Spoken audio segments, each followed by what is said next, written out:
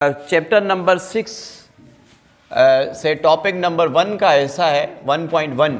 Chapter number 6 topic number 1 का हिस्सा पहला हिस्सा है जिसको हम कह रहे हैं फाइलोजीनी ऑफ द प्रोकैरियोट्स। फाइलोजीनी मीन्स इसकी ओरिजिन, इसको हम ओरिजिन ऑफ स्पीशीज़ भी कहते हैं। फाइलोजीनी को का जो दूसरा नाम है वो है ओरिजिन ऑफ स्पीशीज़ कि इसकी ओरिजिन कहाँ से हुई है। अगर हम फाइलोजीनी ऑफ प्रोकैरियोट्स को देखेंगे, फर्स्ट हम प्रोकैरियोट्स को देखने जा रहे हैं, तो इसमें देखते हैं most primitive and first inhabitant on the earth. जो प्रोकैरियोट्स हैं वो बहुत पुराने हैं और हम ये कह सकते हैं कि इस ज़मीन पे पहले आने वाले जो जानदार थे वो प्रोकैरियोट्स थे। कौन थे? प्रोकैरियोट्स से फर्स्ट जो इनहेबिट हुए। उस वक्त जब जो अर्थ है उसकी इवोल्यूशन हुई थी, तो तब क्या कंडीशन थी और ये जानदार ही क्यों इवॉल्व हुए थे ज़मीन पे। तो अगर हम देखेंगे तो उस वक्त जो ज़मीन थी वो हाईली एक्सपोज थी, किससे? रेडिएशंस, और यहाँ पे ऑक्सीजन भी कम थी। उस वक्त जो ज़मीन थी उस पे गामा रेज, एक्स रेज सारे गिर रहे थे। क्यों गिर रहे थे? क्योंकि उस वक्त ओजोन लेयर नहीं बना हुआ था, डायरेक्टली रेडिएशंस गिर रहे थे किस पे? ज़मीन पे। मीन्स जो ज़मीन थी वो हाईली एक्सपोज थी।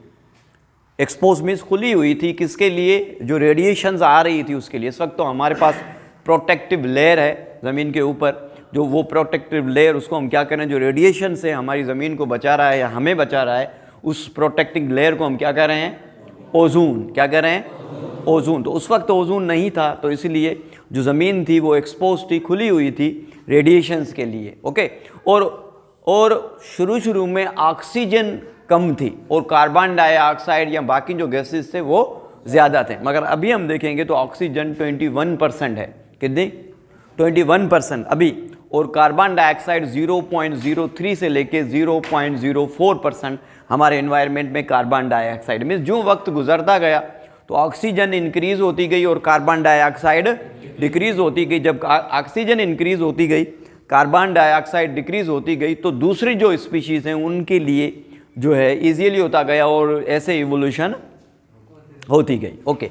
तो ये वजह थी एक के यहाँ पे फर्स्ट प्रोकैरियोटिव सर्वाइव कर सकते थे, बाकी कोई जो जानदार है वो सर्वाइव नहीं कर सकता था। ठीक है। अब देखें, प्रोकैरियोट्स में evolve from the protobiont ancestors.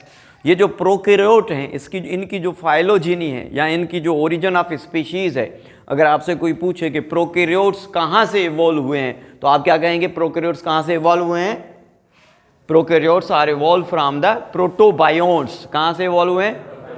प्रोटोबायोंट्स से प्रोकैरियोट्स इवॉल्व हुए हैं। अब देखें, प्रोटोबायोंट्स को अगर हम देखेंगे तो ये आपको प्रोटोबायोंट्स नज़र आ रहा है।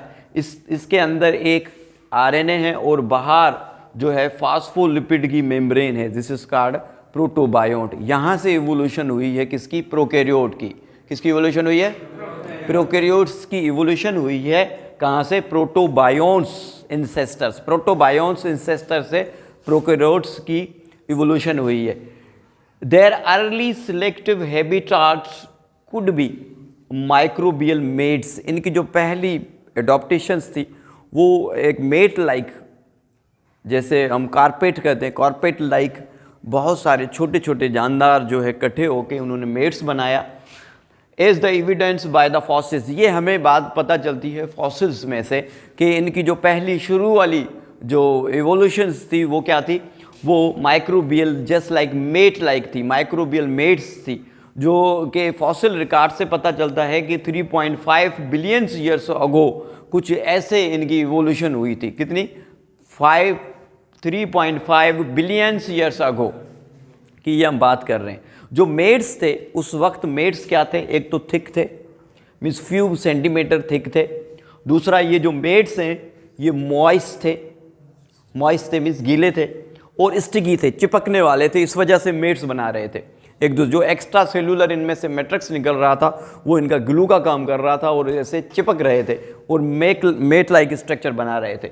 अगर हम इनकी हैबिटाट देखें तो ये कहाँ पे रहते थे? मीन्स ये हम सारा अंदाज़ा लगा रहे हैं जो हमें फॉसिल रिकॉर्ड मिला है। क्या मिला है? जो हमें फॉसिल रिकॉर्ड मिला है उनसे ये हम अंदाज़ा लगा रहे हैं कि ये कुछ ऐसे थे। तो इनकी अगर हम हैबिटेट देखेंगे तो they are found near the hydrothermal vents. Hydrothermal vents हम रास्ता कहते हैं जिससे कोई चीज़ निकले। ये जो हाइड्रोथर्मल वेंट्स हो रहे थे जहाँ से जो गैसेस निकल रही थी, तो उनके बिल्कुल साइड में ये वेंट्स हमें मिले थे। अब ये जो हाइड्रोथर्मल वेंट्स थे जो जहाँ से ज़मीन फटी हुई थी, ऐसे समझें, यहाँ जो सुरंग बनी हुई थी उनके बिल्कुल करीब ये वेंट्स क्यों थे? वो इसलिए थे to obtain the energy and food. Energy और फूड वहाँ से हासिल करते थे। वो जो वेंट्स बने हुए थे वहाँ पे एनर्जी भी थी, वहाँ पे फूड भी था। तो ये पाए जाते थे कहाँ पे? हाइड्रोथर्मल वेंट्स पे। कहाँ पे? हाइड्रोथर्मल वेंट्स के बिल्कुल नियर ये मेट्स मिल रहे थे। ठीक है, जब ये जो माइक्रोबियल मेट्स थे, जब ये ड्राई हो रहे थे तो इन ड्राई मेट्स को हम कहते थे स्ट्रोमेटोलाइट। स्ट्रोमेटोलाइट है, stromatolite which represent the earliest fossilised life on the earth. ये जो हमें ड्राई मेट मिले हैं, जो खुश्क हमें मेट मिले हैं, ये हमें बताते हैं कि जो शुरू वाली ज़िंदगी थी, ये शुरू वाली ज़िंदगी जो अर्थ पे शुरू वाली ज़िंदगी थी, इसको ये रिप्रेजेंट कर रहे हैं। कौन रिप्रेजेंट कर रहा है? स्ट्रोमेटोलाइट्स। और स्ट्रोमेटोलाइट क्या है? ड्राइड मेट हैं। क्या है? ड्राइड मेट है। जो मेट माइक्रोबियल मेट्स जो हाइड्रोथर्मल वेंट्स के करीब थे, जब वो सूख गए तो अब हम उनको कह रहे थे स्ट्रोमेटोलाइट। और ये जो स्ट्रोमेटोलाइट है ये रिप्रेजेंट कर रहे हैं अर्लीस्ट लाइफ। किसकी? Earliest fossilised life. Earliest fossilised life, जब शुरू में फॉसिलाइजेशन बनी थी अर्थ पे, तो इसको रिप्रेजेंट कर रहे हैं। ठीक है, तो ये आपसे सवाल पूछ सकते हैं कि which represent the earliest fossilized life on the earth। कौन कर रहा है? Stromatolite। And what are the stromatolites? What are the stromatolites? They are dried mates। They are dried mates। और mates कहाँ पे पाए जाते हैं? पाए जाते थे, कहाँ पे पाए जाते थे? Hydrothermal vents, near to the hydrothermal vents. क्यों near to the hydrothermal vents? ये थे एनर्जी, और वहां से खाना लेते थे, फूड और एनर्जी वहीं से लेते थे। ठीक, आगे हम मजीद और प्रोकैरियोट्स के बारे में हम बात करेंगे। Prokaryotes present everywhere. प्रोकैरियोट्स यानी कि बैक्टीरिया ज़मीन के नीचे है, ज़मीन के ऊपर है, वेंट्स में मौजूद है, हॉट स्प्रिंग वाटर में मौजूद है, स्नो में मौजूद है, बर्फ़ में मौजूद है, लो टेम्परेचर में मौजूद है, हाई टेम्परेचर में मौजूद है। जहाँ देखेंगे वहाँ पे आपको बैक्टीरिया नज़र आएंगे, जहाँ देखेंगे आपको प्रोकैरियोट्स नज़र आएंगे। It also include cyanobacteria. इसके अंदर साइनोबैक्टीरिया भी हैं। याद रखिएगा, साइनोबैक्टीरिया को ब्लू ग्रीन एल्गी भी कहते हैं। क्या कहते हैं? Blue green algae. इसको साइनोबैक्टीरिया को ब्लू ग्रीन एल्गी भी कहते हैं।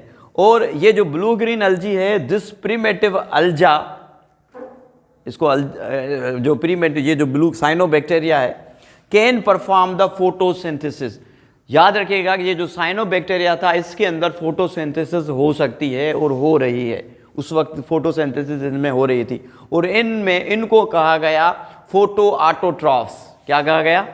Photo autotrophs. साइनोबैक्टीरिया में याद रखिएगा कि इसमें पिगमेंट्स मौजूद होते हैं, एल्गी की तरह पिगमेंट्स मौजूद होते हैं, इसलिए इसको ब्लू ग्रीन एल्गी कह रहे हैं। Cyanobacteria is also called blue green algae. क्या कह रहे हैं? ब्लू ग्रीन एल्गी भी इसको कह रहे हैं। ठीक है, अब इस वक्त जो हायर फोटोसिंथेटिक ऑटोट्रॉफ्स आपको नजर आ रहे हैं, ये इवॉल्व हुए हैं इस ग्रुप में से। मीन्स जो फोटोसिंथेटिक पुरानी अल्जा है या जो साइनोबैक्टीरिया है, उससे इवोल्यूशन हुई है। अभी आपको ये जो फोटोसिंथेटिक ऑर्गेनिज्म नजर आ रहे हैं, इनकी इवोल्यूशन कहाँ से हुई है? फोटोसिंथेटिक अल्जा हम कर रहे हैं, वहाँ से इवोल्यूशन हुई है। अभी जो हायर एनिमल्स हैं, जितने भी प्लांट्स हैं, फोटोसिंथेटिक प्लांट्स हैं, इनकी इवोल्यूशन यहाँ से हुई है।